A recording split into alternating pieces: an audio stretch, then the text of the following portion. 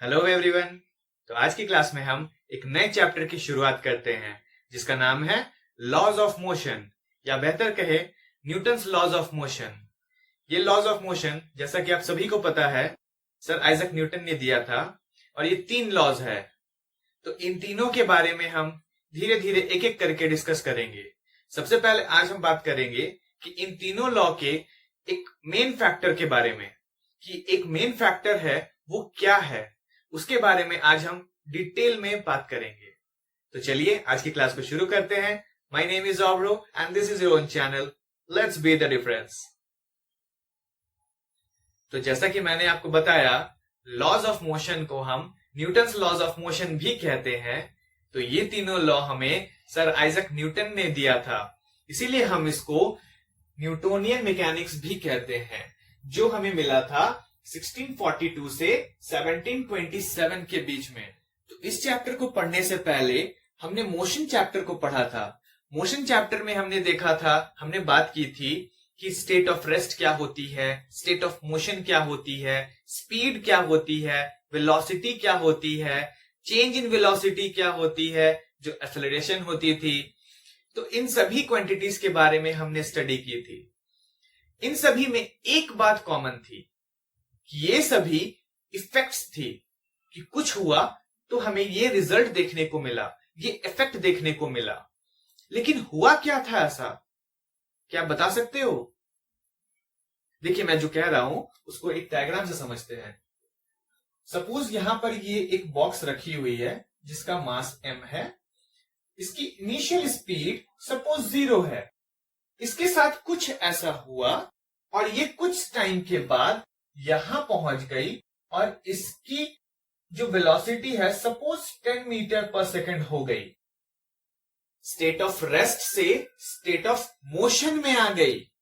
तो इसकी जो स्टेट चेंज हुई किस वजह से हुई? कुछ तो ऐसा हुआ होगा कि इसकी स्टेट चेंज हो गई। तो मोशन चैप्टर में हमने सिर्फ देखा कि इफेक्ट क्या है। I mean, सिर्फ हमने इफेक्ट के बारे में स्टडी की थी, लेकिन ये क्यों हुआ? डेफिनेटली आप बता सकते हो कि इसका कुछ ना कुछ रीजन रहा होगा, कोई कॉज रहा होगा कि कुछ ऐसा हुआ तो इसकी स्टेट चेंज हो गई, है ना? तो वो कॉज क्या थी? देखिए, ये जब रुकी हुई थी तो डेफिनेटली इस पर एक फोर्स लगा होगा, इस डायरेक्शन में एक फोर्स लगा होगा, और इसी फोर्स की वजह से ये स्टेट ऑफ रेस्ट से स्टेट ऑफ मोशन में चेंजेस आया, ये चेंज हो गया, राइट? और ये बॉडी चलने लगी। तो इसकी स्पीड में चेंजेस हुई, इसमें एक्सेलरेशन आई, इसमें एक्सेलरेशन प्रोड्यूस हुआ, ये सब कुछ हुआ। इसका कॉज क्या है? सिर्फ एक ही है। वो क्या है? कि इस ऑब्जेक्ट पर एक फोर्स काम किया। तो यही वो फोर्स है जिसके वजह से ये सभी चीजें हुई, ये सभी इफेक्ट्स हमें देखने को मिला। तो हमें अब इन डिटेल स्टडी करना है कि फोर्स क्या है। फोर्स के डिफरेंट टाइप्स होते हैं, तो उन टाइप्स के बारे में हम अभी स्टडी करेंगे। पहले आप इतना नोट डाउन कर लो। चलिए, फोर्स के बारे में कुछ बेसिक बातें यही कर लेते हैं कि फोर्स क्या है। फोर्स एक कॉज है जो कि चेंज इन स्टेट, ये स्टेट को चेंज करने में काम करती है। फोर्स की एसआई यूनिट क्या हो जाएगी? फोर्स की एसआई यूनिट है न्यूटन, और फोर्स की सीजीएस यूनिट क्या हो जाएगी? फोर्स की सीजीएस यूनिट होती है डायन। डायन नहीं, डाइन। अच्छा, तो इन दोनों के बीच में रिलेशन क्या है? इन दोनों के बीच में रिलेशन है कि 1 newton is equals to 10 to the power 5 डायन। ठीक है। सिंस हमने स्केलर एंड वेक्टर क्वांटिटीज के बारे में ऑलरेडी डिस्कस कर लिया है फर्स्ट चैप्टर में, अगर आपने फर्स्ट चैप्टर नहीं देखा है तो मैं डिस्क्रिप्शन में उसका लिंक डाल दूंगा, और आप यहां भी क्लिक कर सकते हो उसके लिंक के लिए। अच्छा, तो जैसा कि हम जानते हैं कि फोर्स एक वेक्टर क्वांटिटी होती है। फोर्स कैसी क्वांटिटी होती है? एक वेक्टर क्वांटिटी।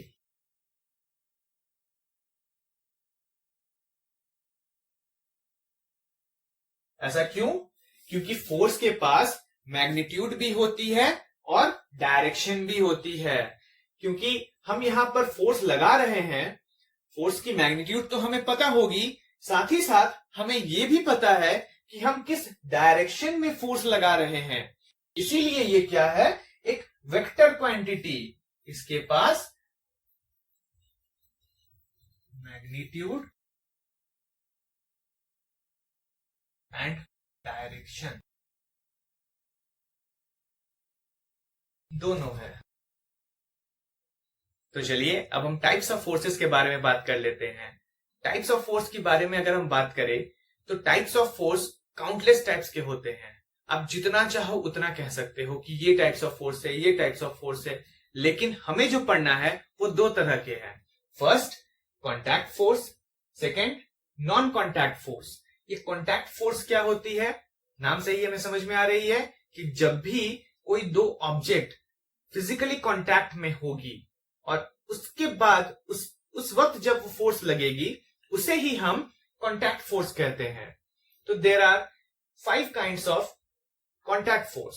सबसे पहला है frictional force, second normal reaction force, third tension force, tension की बात नहीं है, ये दूसरी टेंशन है, fourth force exerted by a spring, fifth force exerted during collision.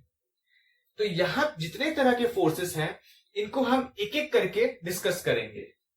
Second यहां अगर हम देखें तो non contact force. Non contact नाम से ही हमें समझ में आ रही है, जब भी फोर्स तो लगेगा लेकिन डिस्टेंस पे, आपस में कॉन्टैक्ट नहीं होगा फिर भी फोर्स हमें एक्सपीरियंस होगा। बहुत अच्छा एग्जांपल है ग्रेविटेशनल फोर्स। ये आप एक्सपीरियंस करते हो डे टू डे लाइफ में कि ग्रेविटेशनल फोर्स एक नॉन कॉन्टैक्ट फोर्स है। क्यों? फोर्स तो इसमें लगती है लेकिन एट अ डिस्टेंस, इसीलिए ग्रेविटेशनल फोर्स एक नॉन कॉन्टैक्ट फोर्स है। मैग्नेटिक फोर्स, उसके बाद फिर है इलेक्ट्रोस्टैटिक फोर्स। तो एक एक करके अब हम इन फोर्सेस को थोड़ा डिटेल स्टडी करेंगे। तो चलिए अब हम आगे बढ़ते हैं और फ्रिक्शनल फोर्स को समझते हैं। फ्रिक्शनल फोर्स के बारे में आपने स्टैंडर्ड 8 में एक अलग से चैप्टर पढ़ रखा है, तो थोड़ी बहुत आइडिया तो आपको होगी ही। चलिए फिर भी मैं उन बातों को एक बार रिमाइंड करवा देता हूं। देखिए, फ्रिक्शनल फोर्स एक अपोजिंग फोर्स है। ये हमेशा एक्ट करती है in the opposite direction to the applied force.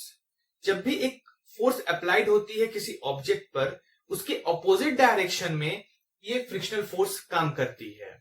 और ये किस पॉइंट पर काम करती है? It acts at the point of contact. जिस जगह पे वो पॉइंट ऑफ जिस जगह पे वो कॉन्टैक्ट होती है उस पॉइंट पर ये फ्रिक्शनल फोर्स काम करती है। चलिए इसको एक डायग्राम से समझते हैं। सपोज ये एक सरफेस है और यहां पर ये एक बॉक्स रखी हुई है, इस पर इस डायरेक्शन में एक फोर्स काम कर रही है। तो फ्रिक्शन कहां काम करेगी? फ्रिक्शन इस पॉइंट ऑफ कॉन्टैक्ट से इस अप्लाइड फोर्स के ऑपोजिट डायरेक्शन में काम करेगी। ये फ्रिक्शनल फोर्स। तो फ्रिक्शनल फोर्स की डायरेक्शन क्या हो गई? Opposite to the direction of applied force. Applied force के ऑपोजिट डायरेक्शन में फ्रिक्शनल फोर्स काम करती है, इसीलिए इसको हम ऑपोजिंग फोर्स भी कहते हैं, है ना। तो चलिए अब हम नॉर्मल रिएक्शन फोर्स को समझते हैं। नॉर्मल रिएक्शन फोर्स को आप एक डायग्राम से ही बेहतर समझोगे। चलिए देखिए, सपोज ये एक सरफेस है, इस पर एक बॉक्स रखा हुआ है। तो इस बॉक्स पर नीचे के डायरेक्शन में वेट काम करेगा, which is equals to mass into gravity, है ना। तो क्या इस वेट की वजह से ये बॉक्स नीचे गिर रहा है? नहीं गिर रहा है। इसको गिरने नहीं दे रहा है कौन? ये सरफेस। ये सरफेस इसको रोका हुआ है, तो ये सरफेस इस बॉक्स पर एक ऑपोजिट डायरेक्शन में फोर्स लगा रहा है। जी हां, बिल्कुल। और इसी ऑपोजिट डायरेक्शन के लगे फोर्स को हम कहते हैं नॉर्मल रिएक्शन फोर्स। और ये हमेशा पॉइंट ऑफ कांटेक्ट पर काम करती है। अच्छा, यहां पे देखिए, नॉर्मल का मतलब क्या होता है? परपेंडिकुलर। तो ये सरफेस पर, मतलब इस पॉइंट ऑफ कांटेक्ट पर परपेंडिकुलर होती है। So perpendicular to the surface और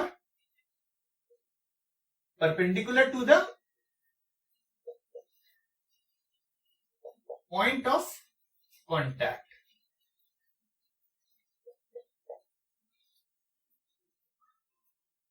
देखिए, नॉर्मल रिएक्शन को हम थोड़ा और फील करते हैं। देखिए, अगर आप अभी बैठे हो या लेटे हो या कहीं खड़े भी हो, तो आप क्या ग्रेविटी की वजह से नीचे गिर रहे हो? नहीं ना गिर रहे हो। क्यों?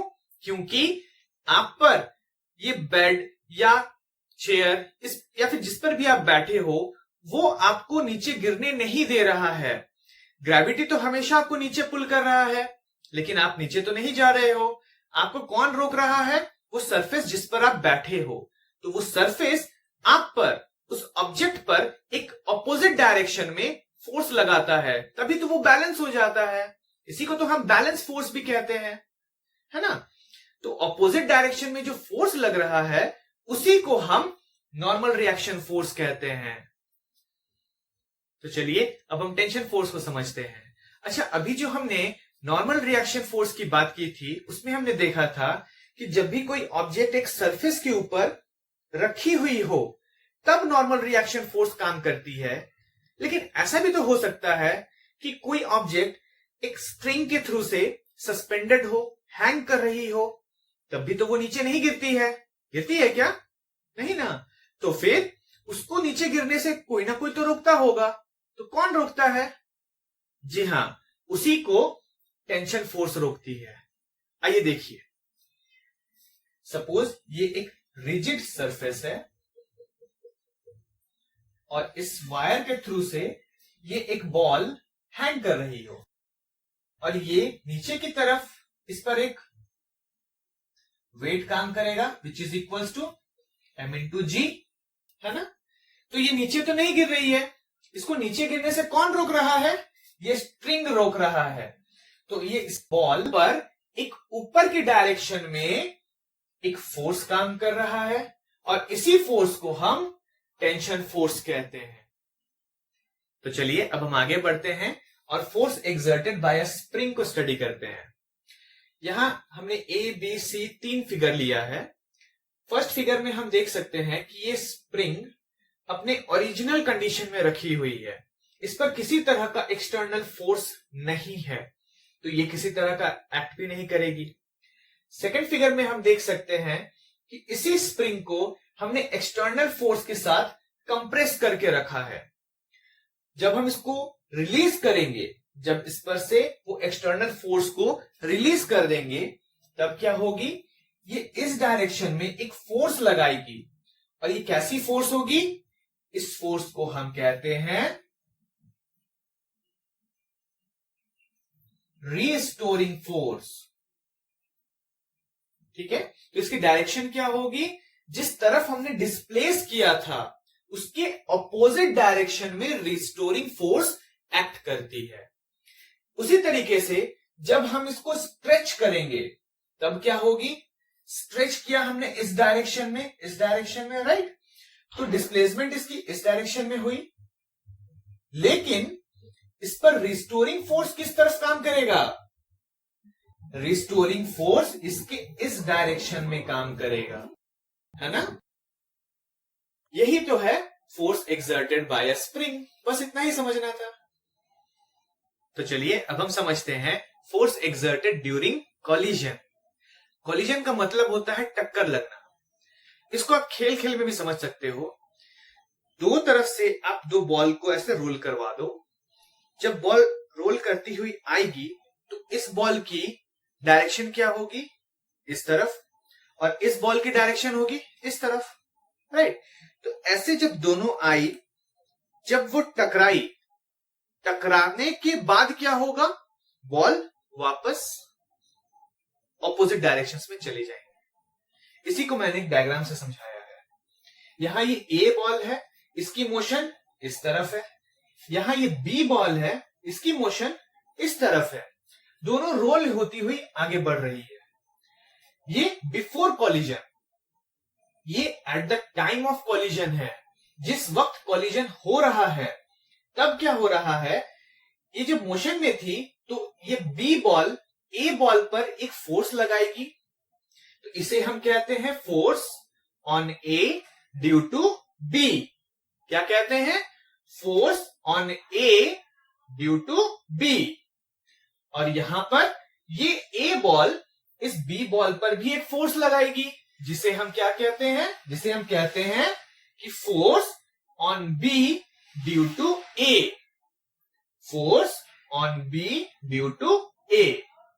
इसके बाद क्या होगी, जैसे टक्कर हो गई उसके बाद ये अपना जो एनर्जी था इसको दे दिया, तो ये अब इधर मूव करेगी। तो बी की मोशन अब इस डायरेक्शन में हो गई और ए की मोशन उस डायरेक्शन में। बस यही है फोर्स एक्सर्टेड ड्यूरिंग कॉलिजन। तो चलिए अब हम नॉन कॉन्टैक्ट फोर्स को देखते हैं। नॉन कॉन्टैक्ट फोर्स 3 टाइप्स के होते हैं, जो मैंने आपको ऑलरेडी बता दिया था। फर्स्ट है gravitational force, second magnetic force, third electrostatic force. इसमें से आपको इलेक्ट्रोस्टैटिक फोर्स स्टैंडर्ड 12th में पढ़ना है, मैग्नेटिक फोर्स आपको 10th में पढ़ना है एंड 12th में पढ़ना है, एंड ग्रेविटेशनल फोर्स आपको अभी स्टैंडर्ड 9th में पढ़ना है एंड स्टैंडर्ड 11th में पढ़ना है इन डिटेल। तो फिलहाल के लिए आप इतना समझ लो कि ग्रेविटेशनल फोर्स 2 मास के बीच में लगती है, जो कि एक सेंटर से इसका डिस्टेंस अगर ये r होती है तो ग्रेविटेशनल फोर्स होती है G m small m by r square. ये होती है ग्रेविटेशनल फोर्स। ये कैसे आई, क्या हुई, नहीं हुई, इसके बारे में हम डिटेल स्टडी करेंगे इसके बाद वाले चैप्टर में।